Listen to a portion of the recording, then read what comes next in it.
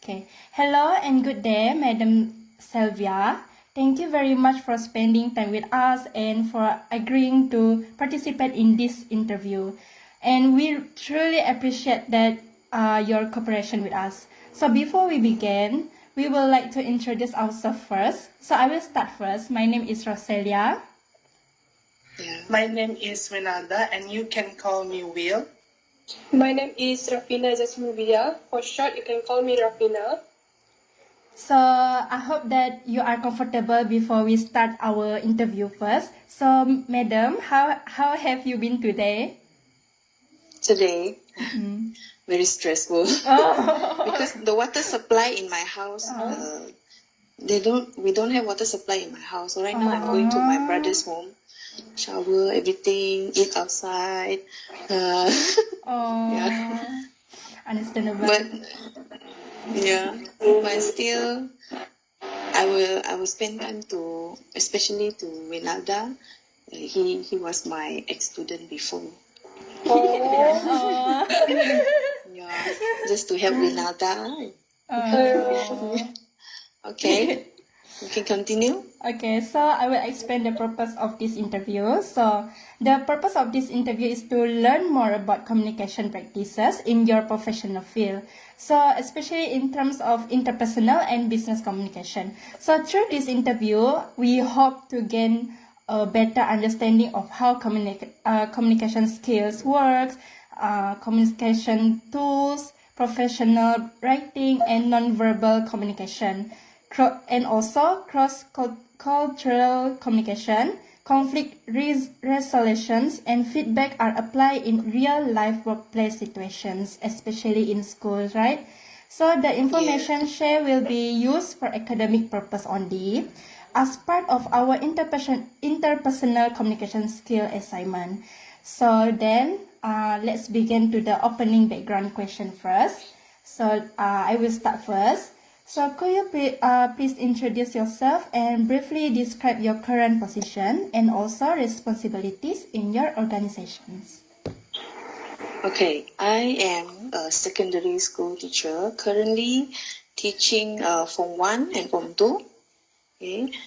My main responsibility is to ensure my pupils receive quality education and achieve the learning objectives set by the KPM and the curriculum. So we have to teach based on the SKP. You should know what is the SKP. Yeah. You will explore that soon. Yes, we already explored it. Yeah, the SKP.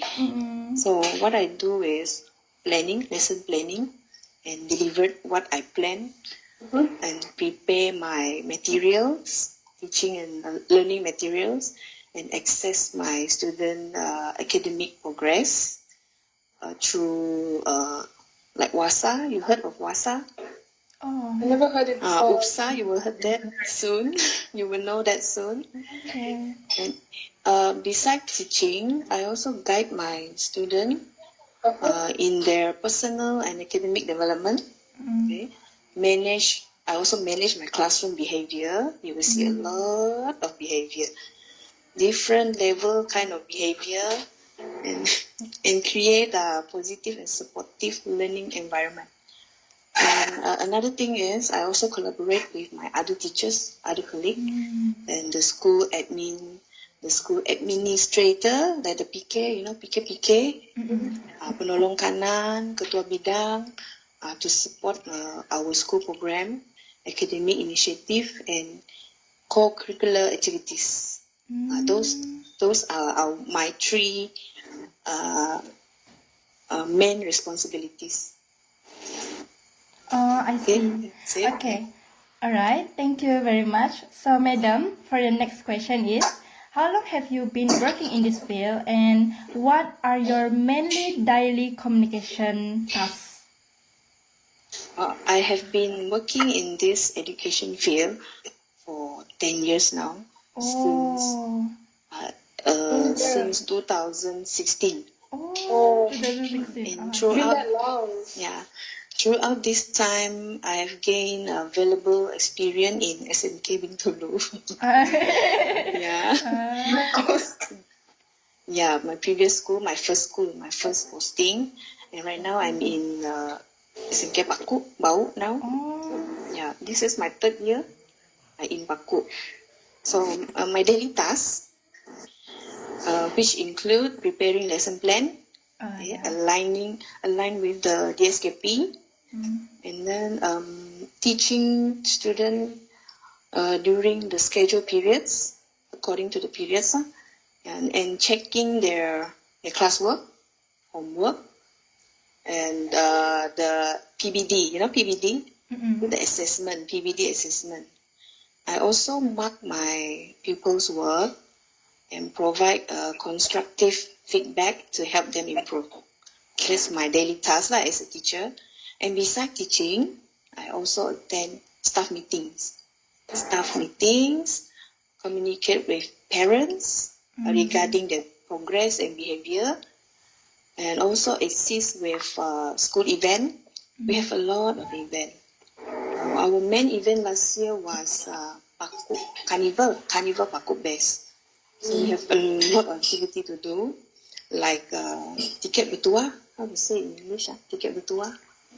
Lucky draw. Lucky draw. Play hockey, sukaneka. You know sukaneka, right? Yeah. Sukaneka. What else we did? Melastic. And we also have Miss Paku. Miss Paku, like pageant, Miss Paku. Those are the school event, the main school event for last year. And then second is examination. That's assist in examination and KK programs. Yeah, that's it. That's what I do That's good. as a teacher. Yeah. What a fun experience, madam. So thank you very much. Yeah. Now I'm going to pass to the second member. And now it's my turn. So what is the communication skills do you consider the most essential?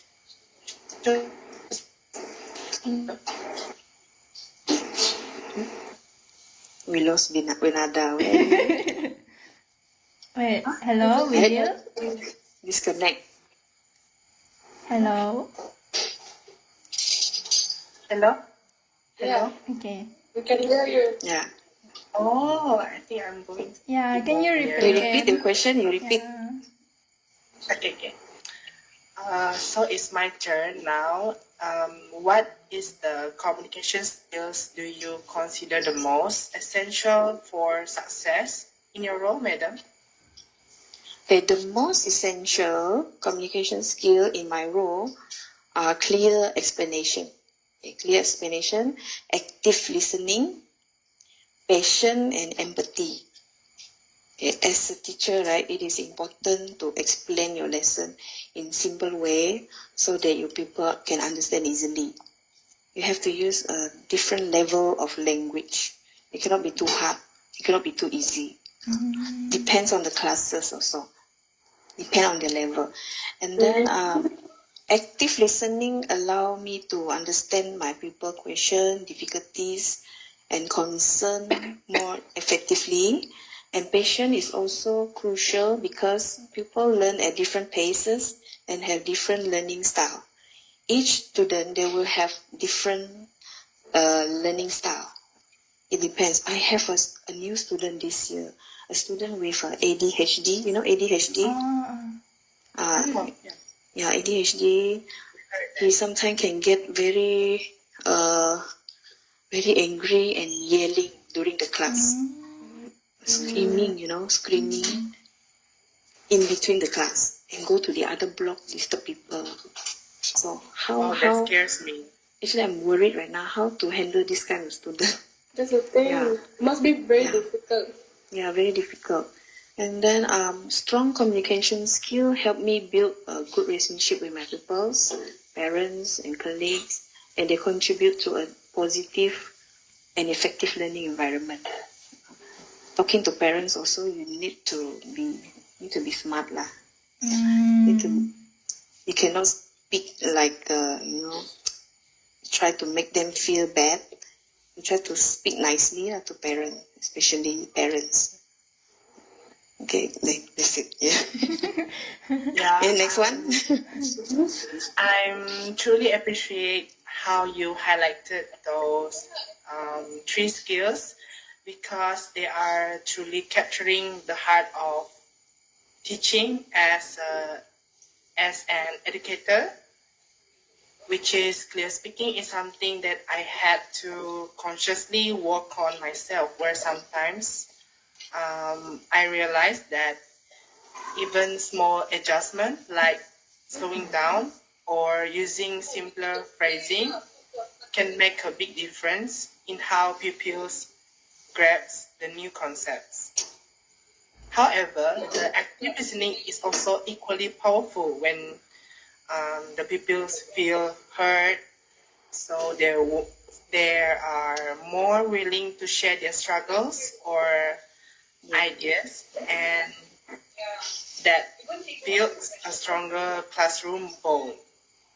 Patience, as you said, Yeah, is patience. very essential and crucial as an educator. I've known that, and because I read that before in the educational perspective, Yeah. and I do think that it also extends to being patient with ourselves as a teacher. So we're constantly adapting and giving ourselves grace, help us model resilience for our pupils. Altogether, these skills don't just improve our communication. However, they also create a classroom culture where pupils feel respected and supported. Hence, it makes the classroom surrounding more engaging. Yeah. My next question is, what are the digital tools or platforms that we use the most? Digital tools like WhatsApp and Telegram to communicate with my colleagues, my students, parents regarding school matter and academic updates. And I also use platform like Google, Google Form, Google Drive. What else? You know the one that Word in what else? Google Document. Google Document. Google Classroom, not really. We don't really use that because in my school, the internet line is Quite poor. in my school. The internet line is very bad. Oh, seriously? Not really.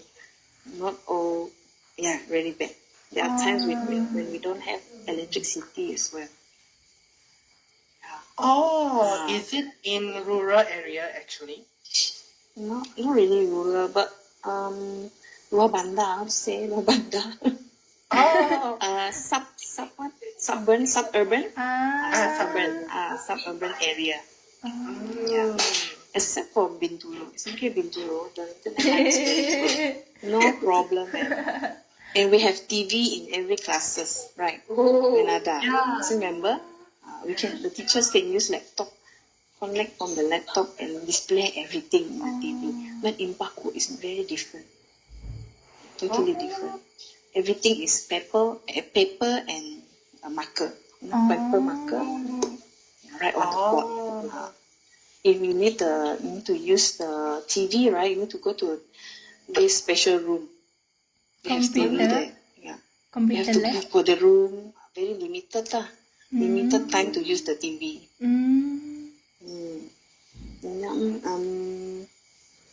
At this platform like WhatsApp, Telegram, they help me to monitor my student progress, my people's progress, and ensure effective communication even outside the classroom, especially with the parents. Yeah, digital tools have greatly improved efficiently and made my teaching more flexible and accessible. That's it. Very so interesting. It is such an so it was such an informative responses from you. That's such a practical selection of tools, and I can see how each serve a different purpose. Um, WhatsApp is great for quick, informal updates, which keeps communication flowing without the delay of formal emails.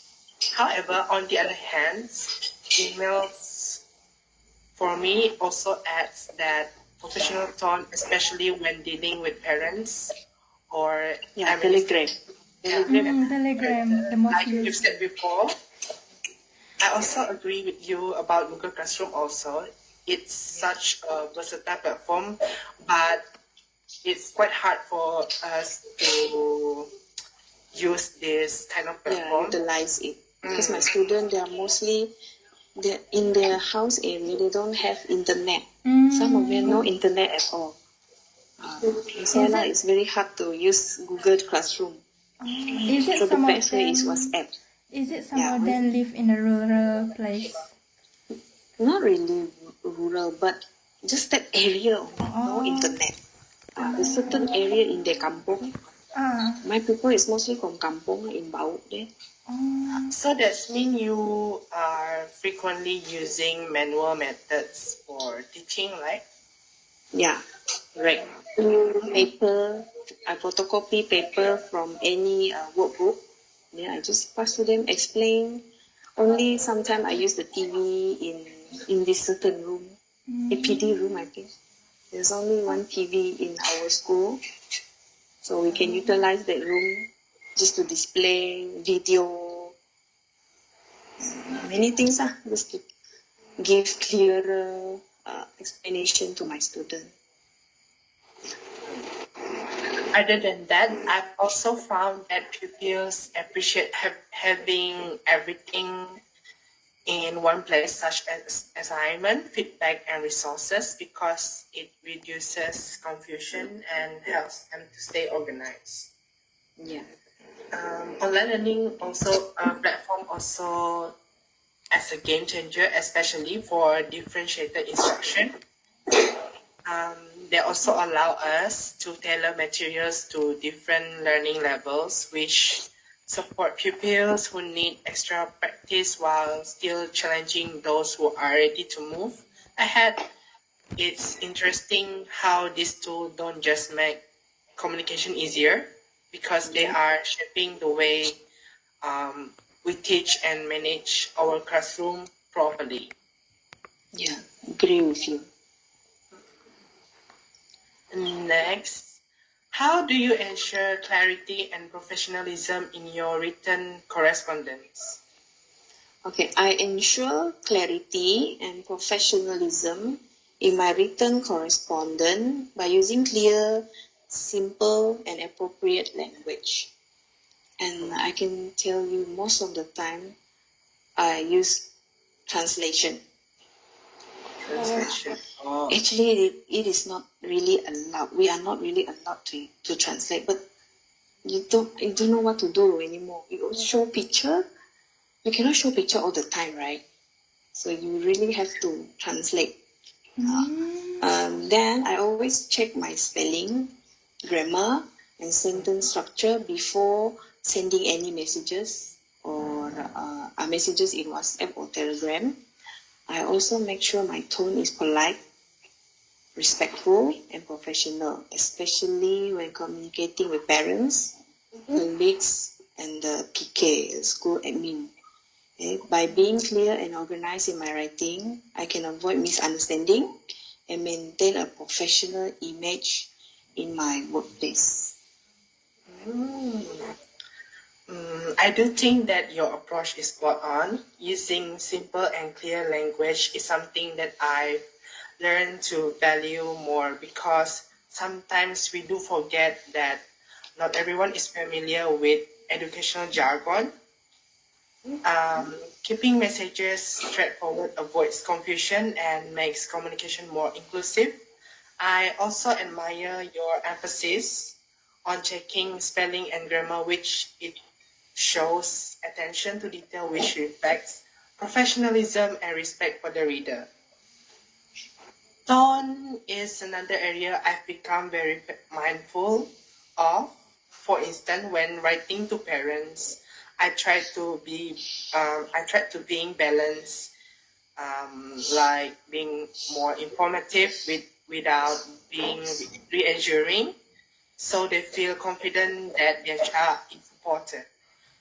Even small choices, like I saying, I'd be happy to discuss further instead of please contact me if needed, can make a message feel warmer and more approachable. In the end, I do think that clarity and professionalism aren't just about avoiding mistakes, but it's about building trust and showing that we value the people we're communicating with or interact with. Next, how crucial is nonverbal communication in your workplace interactions, madam? Okay, non-verbal communication is extremely important. If you are a teacher, facial expression to show that you are angry. There are different type of expression. Even just look at the student in the eye, like the big round eye. They will get scared sometimes. Yeah. Yeah, gesture, posture like this, eye contact also play important role in helping student to understand your instruction and feel more engaged during the lesson. Positive body language helps create a welcoming and supportive classroom atmosphere. It also helps in classroom management, as people often respond better to non-verbal cues such as eye contact or hand signal. Hand signal. Hand signal. Hand signal. Hand signal. Okay, Pointing okay. at the kids like that. Yeah. You cannot shout all the time, you know. Yeah. Effective non-verbal communication strengthen teacher-pupil relationship and enhance overall teaching effectiveness. Yeah, that's it. Very understand. That was such a very great informative responses from you, madam. And now I'm going to pass my turn to the next interviewer, which is Rafina. Okay. So there's going to be 3 questions ahead. Oh, it's raining. Airplane. Oh, The plane I is thought Airplane. Okay. Okay, I'm Rafina. So there will be 3 more questions ahead. So I'm going to ask you this first question, madam, which is, as we all know, in today's globalized workplace, right, cross-cultural communication is very essential. Could you share example of your how you successfully navigated cultural differences in your professional differences? Because I believe in one classroom there will be diverse of ethnic maybe in one classroom. Can you explain or like give an example? Okay. In my teaching experience, I have worked with people from various cultural backgrounds. I make an effort to be open-minded and respectful of their tradition, their beliefs, and their value. For example, I ensure that my teaching material and classroom activity are inclusive. Not to be sensitive, not sensitive issue. And do not favor. I do not favor one culture over another. Yeah, I also encourage people to share their cultural experiences, which help promote mutual understanding and respect. And this approach may create a harmonious classroom environment and allow my pupils to feel valued and respected. Yeah. Another thing is, I'll give you an example. Like my students, they like to sit together with their own races, right? This thing happen all the time. I think you know that. So I try to separate them, work together in a group with different races. Like in this one group, for example, 5 people. Among those 5 people, make sure there are different races, boy and girl. They have to mix. Because in the real world later, they will work with different races, different gender as well. That's how I handle lah. Okay. I can see that your approach shows such a strong commitment towards that cultural sensitivity in the classroom by acknowledging and respecting students from diverse ethnic or culture and value them as you not see or like you not maintain only mutual respect, but also create a learning environment where every student feels seen and valued and even heard when they're trying to express their opinions maybe. The effort to adapt teaching examples so that inclusive show awareness and very basic empathy, which is very important also in effective teaching. This is not only support academic growth, but actually apa tu? Social harmony and intercultural and understanding among students. And yeah, I'm sorry for just now. So we're moving on to the next. Okay, next question. Yeah, next question. How madam typically her approach of disagreements or tension within a team, especially in a group work? Yeah. When there is a disagreement among us among the teachers, I would approach the situation calmly and professionally. Okay. Try not to make them gaduh lagi panjang. I believe it is important to listen to all aspects before making any conclusion. I would encourage open and respectful discussion to understand the root of the issue. And by focusing on teamwork or finding common ground, I aim to reach a solution that benefits everyone involved. Yeah. This approach helps me maintain positive working relationship. Try not to make everybody feel hurt, right? And ensure a cooperative and supportive work environment. I can think of an issue. What issue? Wait, actually, a lot of examples. I cannot think of one. Like teamwork, right? There are 4 of us. I give example only. There are 4 of us teachers. We are assigned to do exam paper, WASA exam paper. We were assigned to do WASA exam paper. Like this teacher A, teacher B, C, D. So each teacher, they will do different part. Like teacher A will do part 1. Teacher B will do part 2. Teacher C will do part 3. Teacher 4 will do part 4. You will face this kind of problem when one of them or more, one or 2 of them did not do the work. They did not cooperate. They will always try to procrastinate. There are people like this, even teachers also. Oh my god, I thought that only happened Teachers also human. So human. They will do mistake. Very understandable. It will create tension, right? In the end, the solution is I will do it myself sometime. I will do it alone. Because I don't want them to, gaduh-gaduh, no conflict between us, no conflict among us. So I will help them to do the exam paper, how to construct the exam paper according to the JSU, JSI. You should Are Google they this. fully experienced? Yes, very experienced. Almost pension. almost pension. All like a senior teacher. Cooperate with other Yeah. can My imagine that. gosh. Yeah, different people. A lot of problem actually.